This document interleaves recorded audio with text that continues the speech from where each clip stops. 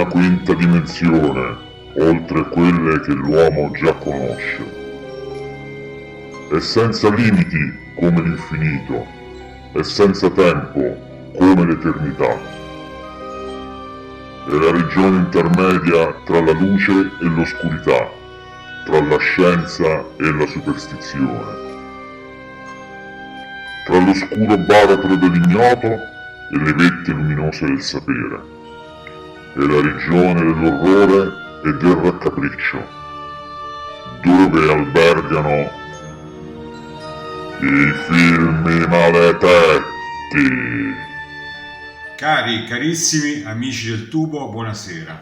Halloween ormai è un ricordo lontano, ma Necronomicon, lo spiritello che condivide con me questo appartamento e che ha prestato la sua voce baritonale a questa sensazionale intro, non è mai sazio d'orrore e ne vuole sempre di più. E come posso saziare questa fame atavica se non parlandovi del film maledetto per eccellenza, Amityville Horror, pellicola del 1979 e che è stata capace di generare un infinito numero di sequel, remake, reboot, alcuni dei quali ancora inediti in Italia, battendo il record appartenuto precedentemente a mia nonna, che nei primi decenni del XX secolo sfornò ben 11 figli. Prima di iniziare la discesa del Maelstrom, mi prendo con piacere un po' di tempo per parlarvi del canale di una vera strong woman, Nina Witch, la strega della Romania. Un canale tutto da scoprire e che vi consiglio di visitare, soprattutto se siete amanti dei miti e delle leggende della terra d'origine della mia strega preferita. Come sempre troverete il link nella info box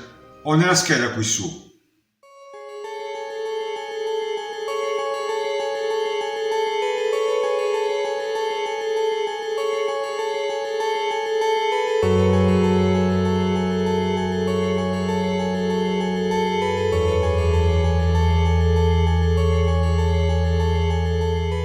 Amityville Horror, diretto da Stuart Rosenberg 40 anni fa, è considerato il film maledetto per antonomasia, ma per fortuna eventi luttuosi e maledizioni risparmiarono il cast e la troupe. Deve la sua pessima fama alle vicende narrate nel film, che non sono frutto dell'immaginazione di talentuosi sceneggiatori, ma alla trasposizione cinematografica, condita con qualche effettone horror, di eventi realmente accaduti. Il film è tratto dall'omonimo romanzo di Jay Anson e si basa sulla triste vicenda realmente accaduta il 13 novembre del 1974 alle 3 di notte al 112 di Ocean Avenue di Amityville, una cittadina della contea di Suffolk a Long Island, nello stato di New York, quando un'intera famiglia, o quasi, venne sterminata nel sonno a colpi di fucile, un Merlin 336C calibro 35. Ronald e Louise DeFeo e 4 dei loro 5 figli vennero barbaramente assassinati all'interno della loro abitazione, una casa in stile coloniale olandese edificata negli anni 20. Il 23enne Ronald DeFeo Jr., il più grande dei 5 figli, che inizialmente si era mostrato affranto e sconvolto, fu processato e ritenuto colpevole del brutale omicidio dei suoi familiari e condannato a 6 ergastoli. Ancora oggi nessuno è riuscito a spiegare come sia riuscito, essendo sprovvisto di un silenziatore, a compiere una strage a colpi di fucile senza produrre il benché minimo rumore che potesse essere udito dai vicini di casa, dai cani o dai suoi stessi familiari, che invece rimasero immersi in un sonno profondo pur non essendo stati drogati o narcotizzati. Ronald DeFeo Jr. in seguito dichiarò di essere stato ispirato dal demonio, che l'aveva scelto come esecutore delle sue volontà, dopo che lo stesso DeFeo aveva scoperto una stanza segreta all'interno della cantina della villa, in cui qualcuno suppose che i vecchi proprietari celebrassero riti satanici ed evocazioni del diavolo. Un anno dopo il tragico evento, la casa venne venduta e tornò ad ospitare una nuova famiglia, George e Katie Lutz, con i loro 3 figli. E a questo punto la storia del 112 di Ocean Avenue, se è possibile, si fa ancora più spaventosa ed oscura. La pace e l'armonia per la famiglia Lutz nella nuova abitazione era destinata a durar poco, poiché dopo qualche giorno incominciarono a sostenere che la loro dimora fosse infestata da presenze maligne. I Lutz furono testimoni oculari di avvenimenti scioccanti ed inspiegabili.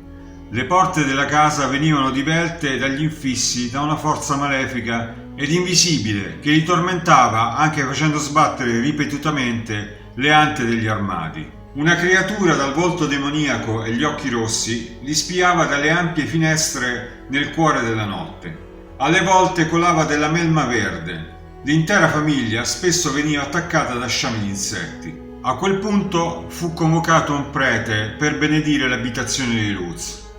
Ma una volta giunto sulla soglia della magione, venne ricacciato indietro da un urlo terrificante. E dopo qualche secondo le sue mani cominciarono a ricoprirsi di vesciche. Dopo solo 28 giorni, i Lutz fuggirono terrorizzati dalla casa in piena notte.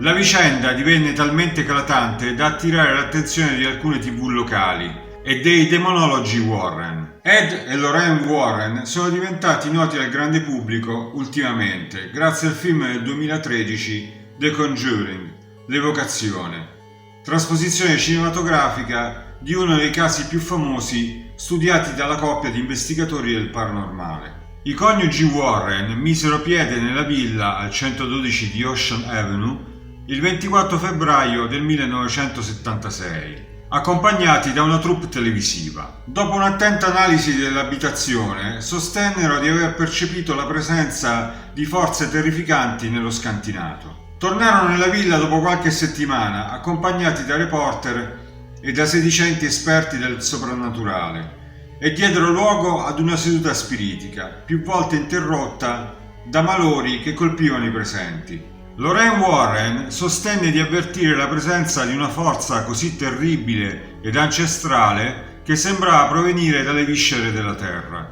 Il 13 gennaio del 1977 Hans Holzer effettuò un sopralluogo accompagnato dalla medium Ethel Johnson Myers, al termine del quale la medium dichiarò con convinzione che la casa era stata eretta su un antico cimitero indiano.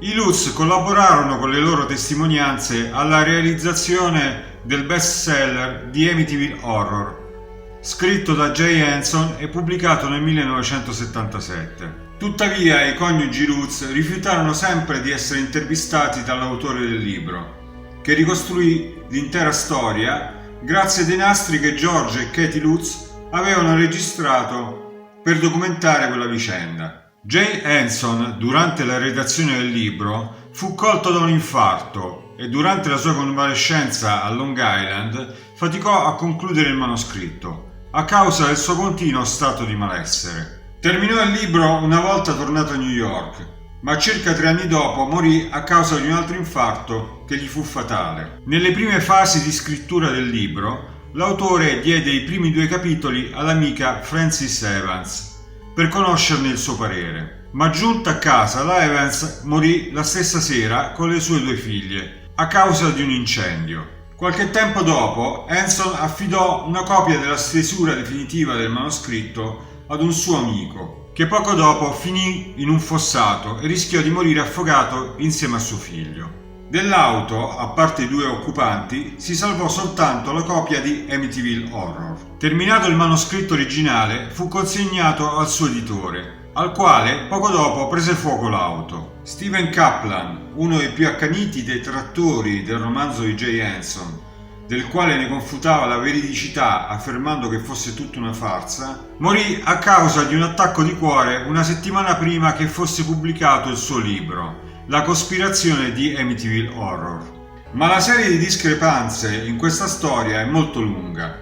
Il ricercatore Rick Moran compilò un elenco con oltre 100 incongruenze fra la vera storia di Henson e la verità. Alcune tribù indiane vissero effettivamente nella zona di Long Island, ma a 70 miglia di distanza da Amityville. Moran riuscì anche a intervistare il parroco chiamato a benedire quella che era la dimora dei Lutz all'epoca dei fatti e che, secondo il racconto dei coniugi, era stato violentemente allontanato da un'entità malefica. Padre Ralph Pecoraro dichiarò di non aver mai visto nulla di strano all'interno della casa. A distanza di molti anni, l'avvocato di Ronald DeFeo, William Weber, ammise di aver creato quella storia dell'orrore insieme ai Lutz. inventando di sana pianta le raccapriccianti esperienze della famiglia nella casa stregata. Doveva trattarsi di una nuova strategia difensiva per ottenere una revisione del caso ed un nuovo processo. Nonostante ciò, il libro ebbe un adattamento cinematografico campione di incassi nel 1979, che si fregiava della partecipazione del regista Stuart Rosenberg, famoso anche per aver diretto Paul Newman in Nick Manfredda. Rosenberg diede un tocco autoriale al film, che vantava la presenza di James Brolin, padre di Josh, che interpretava George Lutz, e Rod Steiger nei panni del padre Delaney. La famiglia Lutz guadagnò migliaia di dollari con i diritti del libro e del film, ma probabilmente l'unica vicenda reale e tristemente nota è quella che riguarda la violenta e drammatica fine dei DeFeo.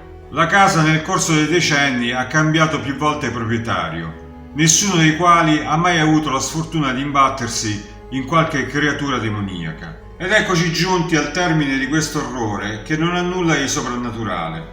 Una storia di violenza e di cupidigia che ci fa comprendere ancora di più quanto sia potente e terrificante il male che ci portiamo dentro. Condividete questo video, mettete un like, lasciate un commento se vi va ed iscrivetevi al mio canale. Noi ci rivediamo fra una settimana con un nuovo scoppiettante video. Ciao!